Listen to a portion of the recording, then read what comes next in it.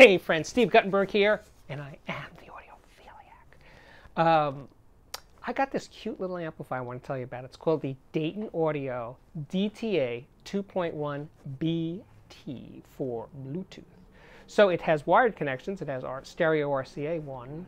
It has a 3.5 millimeter analog connection, another one, so there's two, and but no digital inputs. It's a pure analog device. But it is a Class D amplifier. Class D does not really stand for digital. It is pretty powerful. It's rated at 50 watts a channel for 4 ohm speakers, 25 watts a channel for 8 ohm speakers. But here's the kicker. It's got 3 speaker output cables, connectors on there. And the third set is for a powered, or I should say a passive subwoofer. Now passive subwoofers are pretty rare. Most subwoofers have their own power amplifiers and don't need this third channel. So it's kind of weird that they built it this way. The power rating for that subwoofer channel is 100 watts for 4 ohm subs and 50 watts for 8 ohm subs.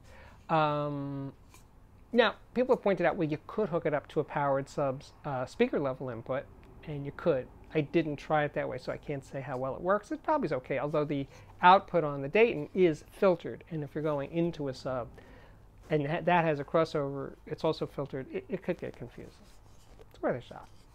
But it's a sweet little amp. I used it with a pair of Dayton Audio MK402 speakers, which are little bookshelf speakers, $69 a pair. Very sweet sounding speaker. For a small speaker, made very adequate bass, very nice bass, nice mids, clear highs, no problem. The pair of them together, the Dayton amp and speakers, is $168 because the speakers are $69 by themselves.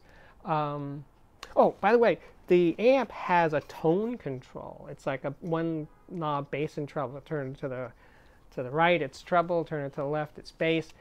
It works actually very well. It's a nice combination. Now, I also tried the little amp here with a Pioneer SPBS22LR speakers that are currently selling for about $129 on Amazon. They're way better than the Dayton speakers, but they're bigger and more expensive. And I also tried them with the ELAC B6 speaker, the original B6, not the B6.2.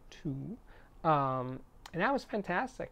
It's a really, really nice amplifier for $99, and it's really tiny.